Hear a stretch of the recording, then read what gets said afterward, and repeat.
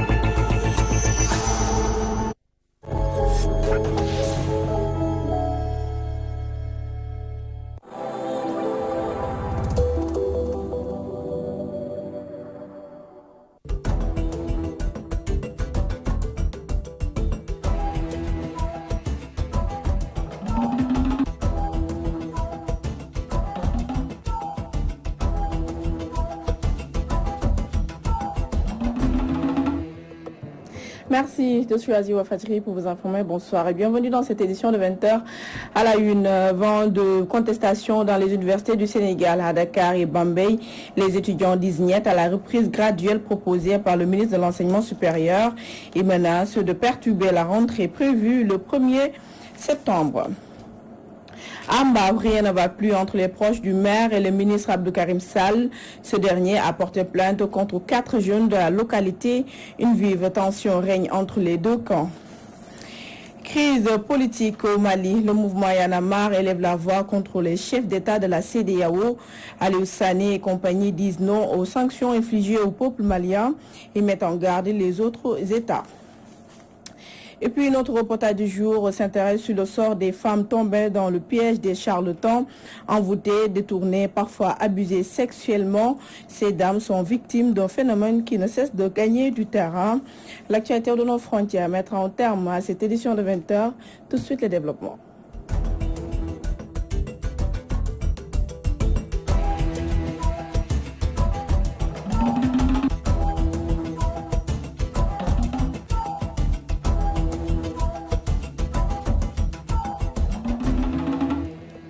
Démarrons cette édition par une brève. Le collectif des étudiants de l'université Cheikh Anta Diop de Dakar dit non à toute reprise graduelle des cours. Face à la presse ce mercredi, les étudiants ont menacé de perturber la rentrée prévue le 1er septembre prochain si les enseignements ne reprennent pas pour tout le monde. Enseignement toujours à l'université de Bambey également, les étudiants s'insurgent contre la reprise graduelle voulue par les autorités étatiques. Ils exigent une réouverture pour tout le monde. À leur en croire, aucun étudiant n'a pu faire de cours normalement pendant la pause due à la pandémie du Covid-19, suivant la réaction de Mohamed Sarr. Il est le coordonnateur des étudiants de Bambey, interrogé par Mamoudou Matarsar. Tourne essentiellement autour de la reprise des enseignements en présentiel dans les universités prévues pour ce 1er septembre 2020. Donc, dans ce sens, la coordination des étudiants de l'université Alioune Diop aimerait aussi apporter des précisions par rapport à la communication tenue par le ministère et aussi par rapport au schéma de reprise qui est proposé pratiquement dans toutes les universités. Par rapport à la communication du ministère, nous avons entendu récemment dire qu'à l'université de Bambey, une partie des enseignements a été tenue en ligne. Ce que nous tenons à démentir, parce que depuis l'arrêt des enseignements en présentiel, il n'y a jamais eu d'enseignement à distance qui a été effectué à l'université Alioune Diop.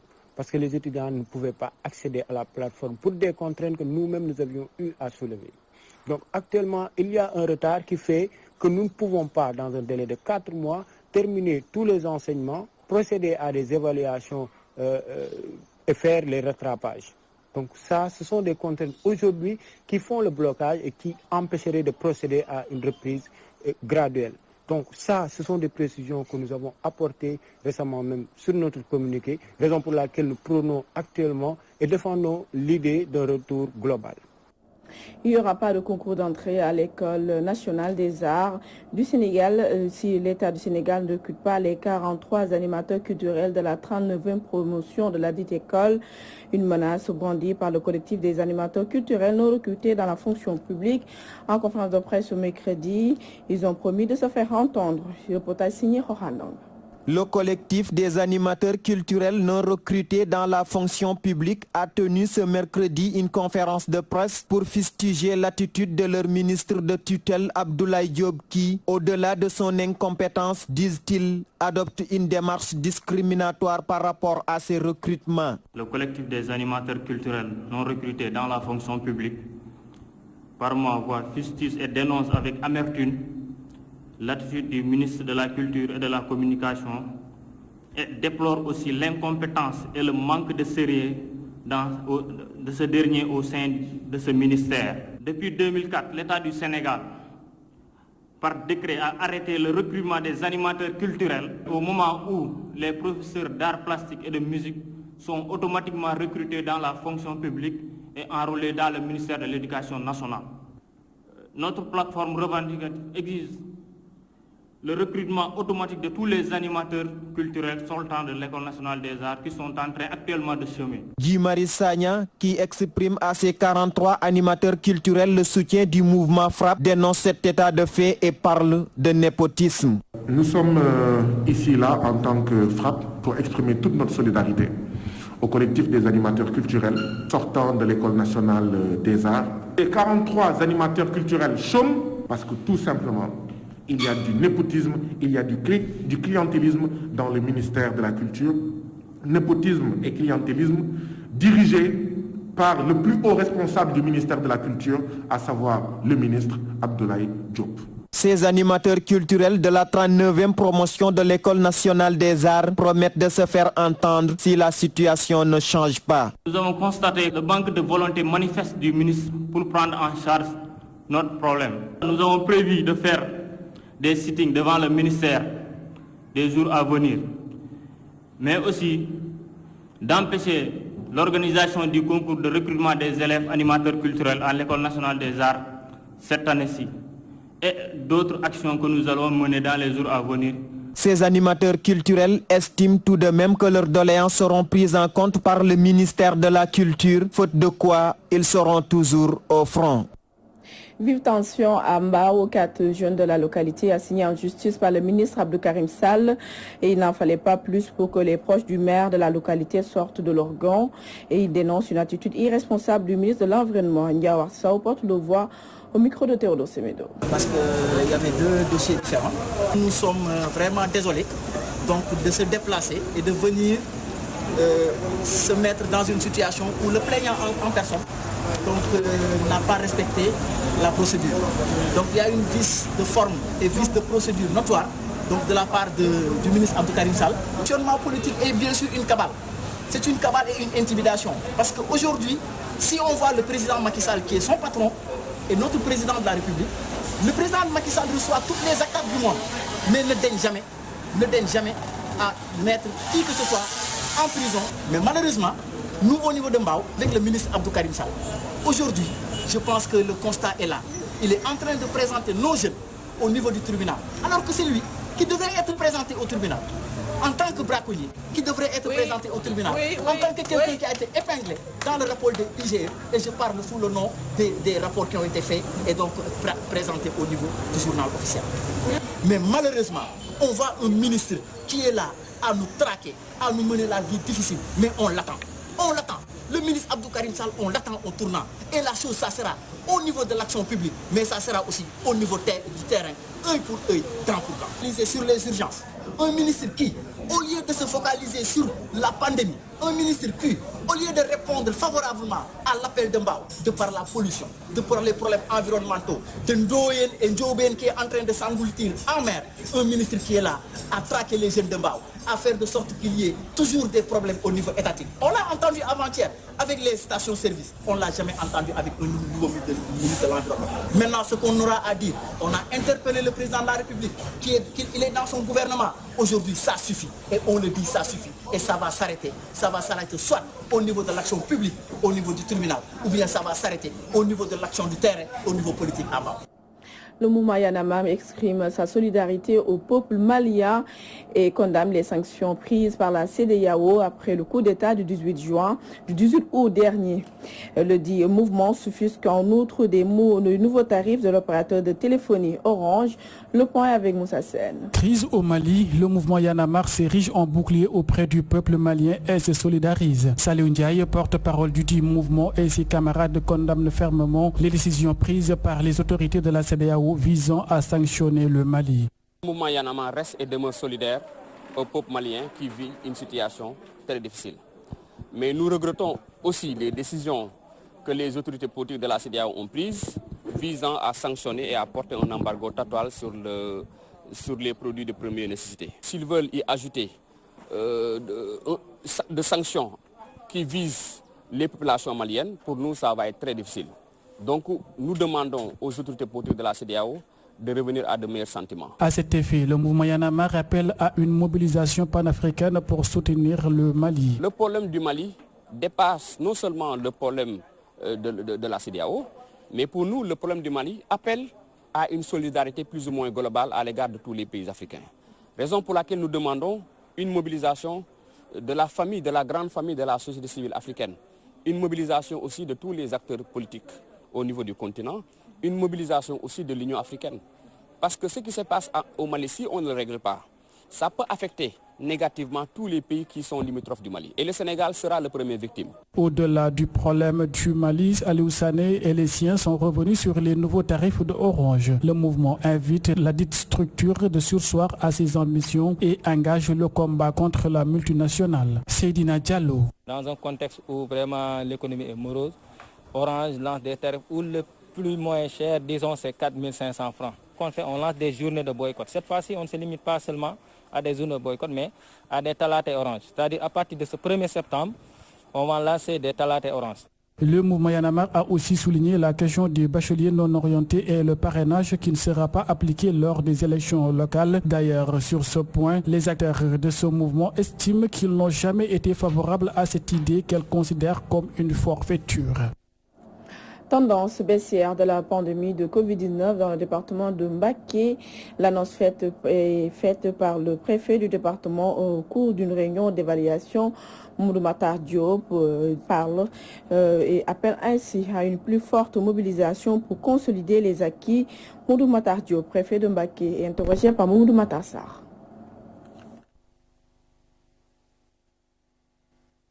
L'objet de la réunion aujourd'hui, c'est le comité de gestion de l'épidémie Covid au niveau du département de Mbacké. Nous avons profité de l'occasion pour faire un peu l'évaluation. Et il est fort heureux de constater une tendance baissière au niveau quand même des cas qui sont enregistrés dans le département. Et cela est dû certainement à l'engagement de tous les acteurs de la santé, mais également des populations. Mais, parce qu'il y a un grand mais, l'essentiel n'est pas la tendance baissière, l'essentiel c'est la prise de conscience qu'il nous faut encore redoubler d'efforts. Et c'est l'appel que nous avons mis en avant en direction des populations et des cadres communautaires pour que véritablement la consolidation des résultats actuels puisse être effective sur le terrain. D'ici 15 jours, nous aurons encore une réunion pour faire le suivi et nous espérons que véritablement l'annonce sera encore une tendance davantage baissière dans le nombre de cas.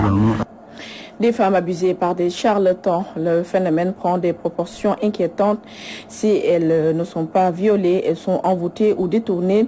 Et si certains Sénégalais font porter le chapeau aux femmes, d'autres pointent du doigt les soi-disant marabouts. C'est un reportage signé Serigne Gueye.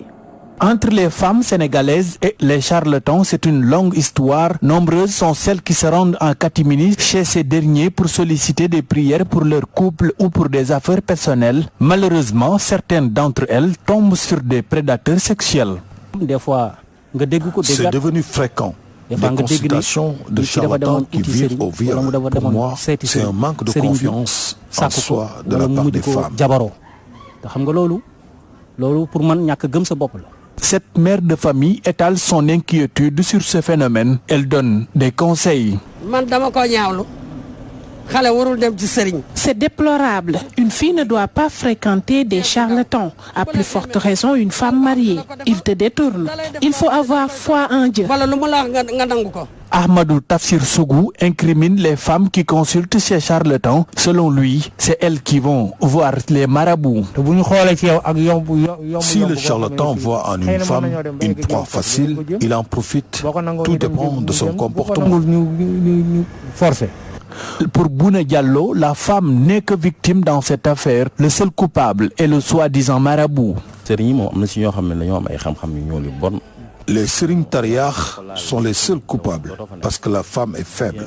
Si tu as l'intention d'abuser d'elle, c'est très facile. D'autant plus qu'ils sont très forts en mystique.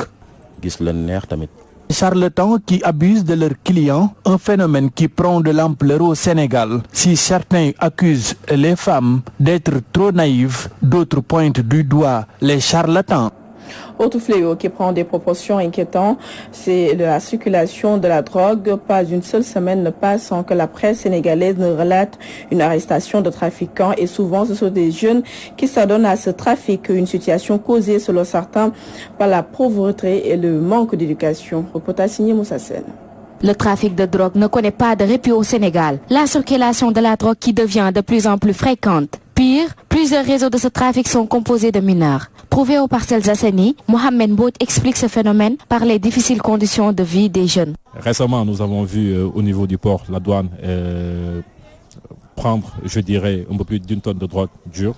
Donc, voir que des jeunes Jakartaman ont eu à s'immiscer dans notre truc et entrer à quelques kilos de chance.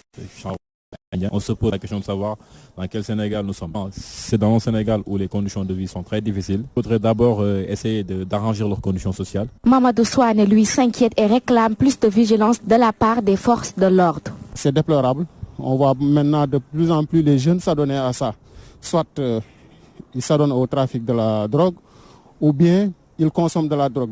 Il n'y a même pas des qui sont même pas majeurs qui consomment de la drogue. Vraiment, on a peur pour nos enfants. Il faut renforcer les forces de l'ordre et en matière de répression aussi, criminaliser les peines. Pour ce marchand ambulant, le trafic et la consommation de la drogue prennent de l'ampleur à cause du manque d'éducation des jeunes. Les parents ne peuvent plus éduquer leurs enfants. Maintenant, l'école de la rue aussi fait son travail. Mais malheureusement, elle le fait mal. Il ne se passe pratiquement plus une seule journée sans que la presse ne rapporte des saisies de drogue. 4 kg de chanvre indien à Bargny, 1,700 kg à Diourbel, un vieux de 60 ans arrêté à Touba avec de la drogue. Et la liste est loin d'être exhaustive. Pour redonner à la commune de Latmingué son lustre d'antan, le maire Macoumba Diouf lance le projet Latmingué Ville Verte. Objectif, planter 979 arbres dans la localité, mais aussi des fruits dans tous les ménages. Al-Hassan Ba. Latmingué Ville Verte, un projet lancé par l'édile de la dite commune Macoumba Diouf qui, pour le début, a fait planter 869 plants sur l'avenue principale et certains lieux symboliques de cette ville. On a planté l'avenue principale de la commune de Latmingué en arbres d'embellissement qui permettront d'améliorer, de rendre beaucoup plus agréable le cadre de vie. On va planter au niveau de 3 écoles, école 1, école 2 et l'école 3. Et au niveau du poste de santé. Ces lieux, c'est juste pour la journée d'aujourd'hui, pour la sensibilisation, et c'est des lieux où l'activité de reboisement devrait débuter. Mais notre projet en réalité colle avec notre vision de faire de la commune de Latmingué une commune verte. En partenariat avec l'Agence nationale de la reforestation et de la Grande Muraille Verte, le maire projette de planter utiles avec des arbres fruitiers dans les foyers. On va leur donner des plants fruitiers, un plant au moins par maison, à la demande du ménage qu'il va entretenir. Ça va permettre de planter utile. Quelque part, si on avait un arbre dans chaque foyer, on a pratiquement une forêt. Comment on fera ça? On est en partenariat avec l'agence sénégalaise de la reforestation et de la Grande Muraille Verte. Nous allons installer sur 5 hectares une pépinière communautaire, pourvu qu'on y produise de manière pérenne des plants à remettre gratuitement aux populations pour qu'elles plantent. Et pour rendre effectif ce projet, les ménages et la jeunesse serviront de parrain pour l'entretien des arbres. Un ménage comme parrain pour 2 à 3 plants, pour qu'ils s'engagent à les entretenir. Je mettrai en place aussi un comité de jeunes que je vais motiver pour qu'ils se chargent de l'entretien des plants, pour assurer quand même la survie de ces plants. Pour éviter à la jeunesse de rester sans activité durant les vacances, une compétition en reboisement, entretien des arbres et sensibilisation sur la Covid est organisée entre les ASC de cette localité. Latmengue, Al-Hassan Ba, Yaya Guissé, Walfadjri. L'actualité internationale nous amène tout d'abord au Mali et puis en Iran. L'Iran qui accorde justement à l'AIEA l'accès réclamé à 2 sites nucléaires suspects et puis le Forum économique mondial de Davos 2021 déplacé à l'été prochain en raison du coronavirus. C'est un récit signé Mam Khadija Rifal.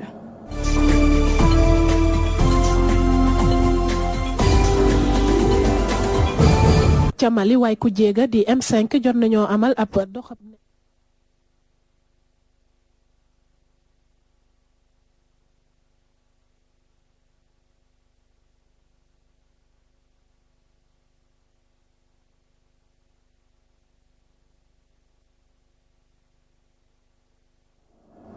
Vous l'avez compris, c'était pas la bonne version, toutes nos excuses. Et ainsi s'achève ce 20h que j'ai eu le plaisir de vous présenter. Merci de nous avoir suivis. Retrouvez tout sur Chadia Satine pour la dernière partie de l'édition du soir. Je vous retrouve demain pour d'autres informations. Bonne suite des programmes sur Wolf TV. Au revoir.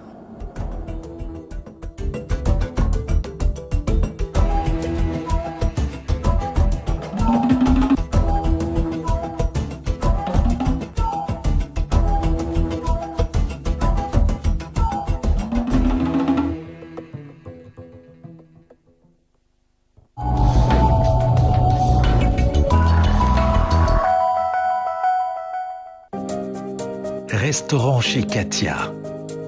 Venez passer un agréable moment en famille. Vous y vivrez des moments inoubliables, même en ces temps de Covid-19. Port de masque obligatoire. Protégez-vous et protégez les autres.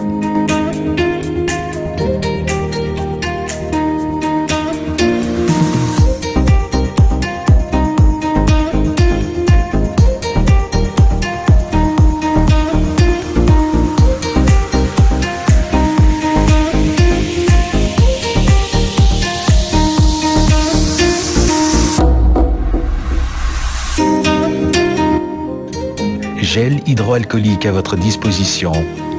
Mangez sainement. Vos menus en QR code.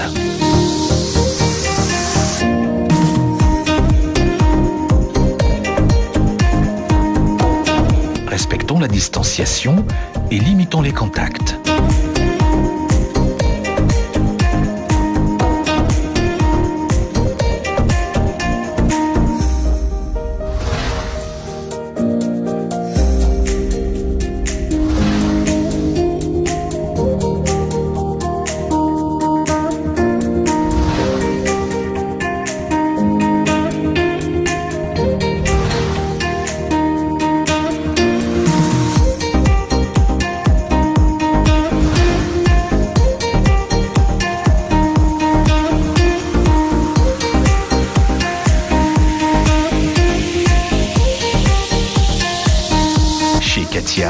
C'est votre bien-être avant tout.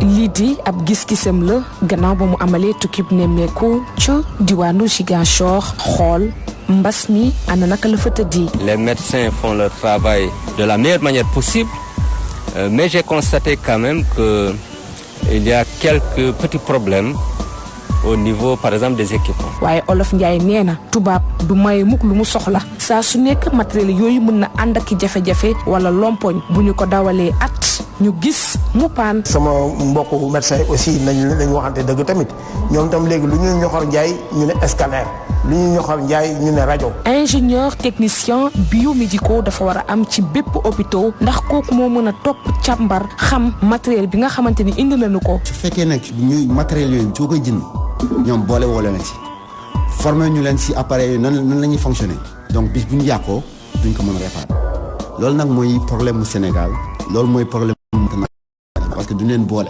fii ci Sénégal nag jéem lañu daal di dénk lépp lu jëm ci wàllu équipement maintenance ci hôpitaux yi. comprendre nañ population bi par rapport ak attente bi yàgg na xaar bi yàgg na mais nit ñi tooguñ. En janvier 2021, l'hôpital Dalal Jamm doit fonctionner à 100%. Équipement protection individuelle yi manqué ci hôpitaux yi waaw monsieur le directeur doo ci wax. Aïcha, équipement de protection individuelle manqué wul ci centre de traitement yi. Non. Je te renvoie à l'interview du professeur Seydou barki démb. dama bëgg ñu d'accord fenn man mi lay wax dama ko dund. man en tant que journaliste. Oui. J'ai demandé une immersion. Oui. mais xaw nañ maa taxawal tuuti ay temps parce que tout simplement. matériel yi moo doyut pour que man ma sol sama caméraman sol ñu dem.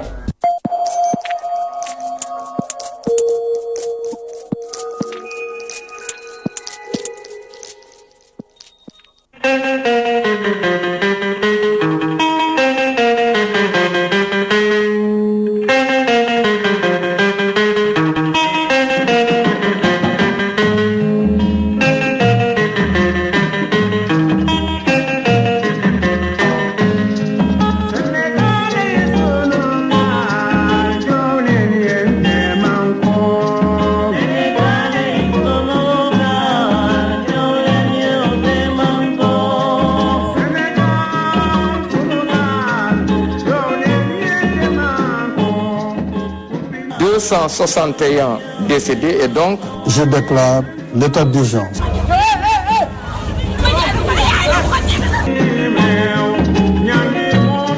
mu ne ko Babacar li waral nga koo seexlu.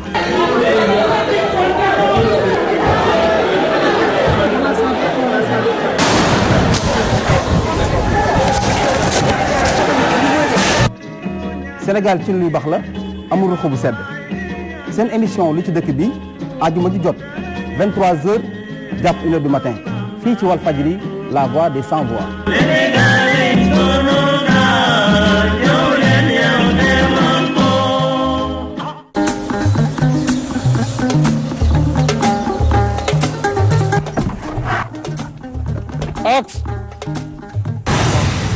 Aminata Gaye Fall xari waalo.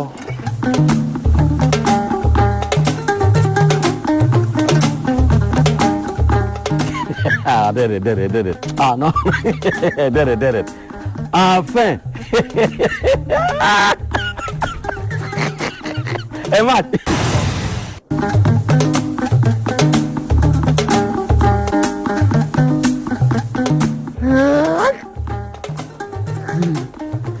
Lii mënul nekk. Il faut may ko dara. Ginte cere dawal.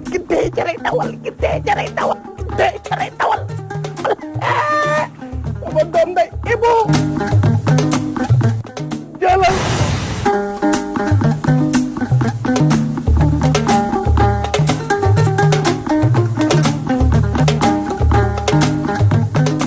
Mais non. Enfin dafa jot. Ça revient. Ay waay dellu si na waay. Non. Ajax.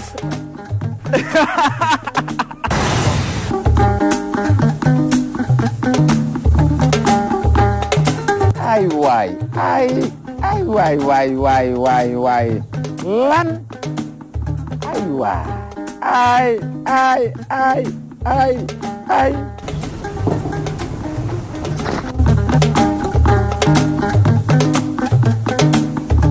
lii pot laa koy jox pot waaw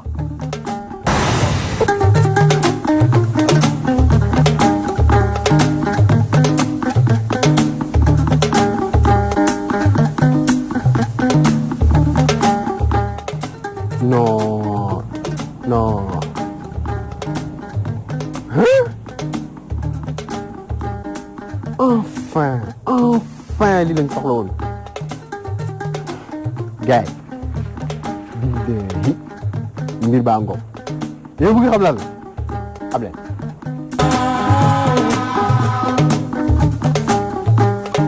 ma doon laaj ma doon seet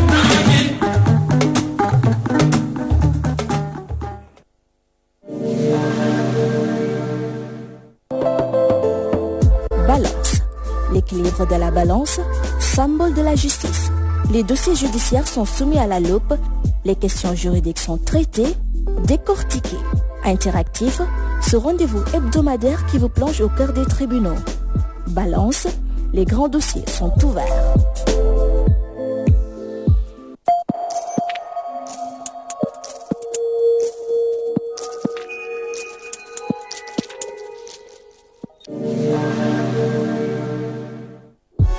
Grand Dîner. Retrouvez toute l'équipe de Grand Dîner sur Walf TV. Ramatoulaye Sarr et son équipe Choc passent en revue les actualités politiques, économiques, sociales, environnementales, sanitaires. Tous les segments de la société avec des invités de marque.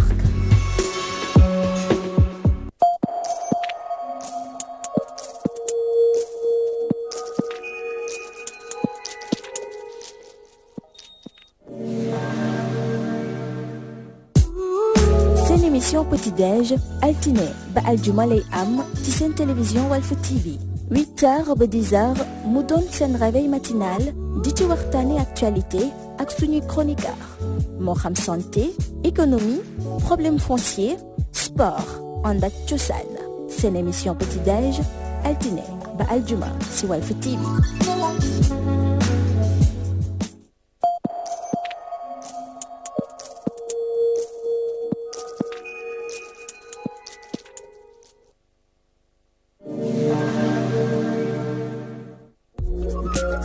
Taku Show, le rire reprend le contrôle de Walf TV. Avec Taku Show, Sanjogu, dont la peau d'un présentateur de journal, vous livre l'actualité nationale à sa façon de vous faire tordre de rire.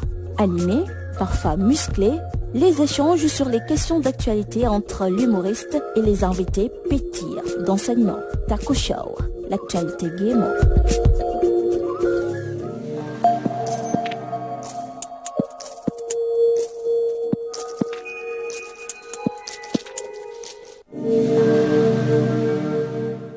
lii di ab gis-gisam la gannaaw ba mu amalee tukkib nemmeeku ci diwaanu Ziguinchor xool mbas mi ana naka la fa tëddee. Les médecins font leur travail de la meilleure manière possible, mais j'ai constaté quand même que il y a quelques petits problèmes au niveau par exemple des équipements. waaye Olof Ndiaye nee na tubaab du maye mukk lu mu soxla saa su nekk matériel yooyu mën na ànd ak jafe-jafe wala lompoñ bu ñu ko dawalee.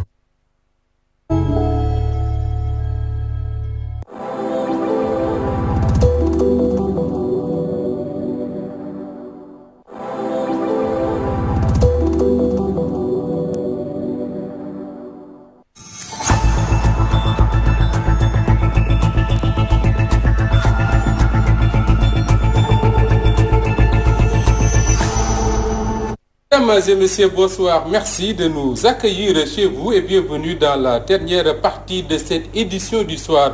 Grand merci à Aïcha Diakhaté qui en a assuré la première partie. Merci également à Khady Silla pour son journal de 20h. Cette dernière partie que j'ai le plaisir de vous présenter comme tous les soirs en compagnie d'Issa Tine. Bonsoir Issa. Bonsoir Moustapha, bonsoir à tous. Nous avons le plaisir de recevoir sur ce plateau de l'édition du soir Birane Yaya Wane. Bonsoir à vous, monsieur Wane. Bonsoir, monsieur Diop. Vous dirigez un collectif appelé And Defarat Chambre de commerce, le mot est tout dit, pour parler des difficultés de la Chambre de commerce de Dakar. Pourquoi en est-on arrivé à cette situation? Pourquoi vous avez mis sur pied cette coalition And Defarat Chambre de commerce? C'est ce dont nous allons parler. En fin d'édition, vous aurez, comme tous les soirs, la revue de la presse africaine qui porte la signature de Safiatou Cissé.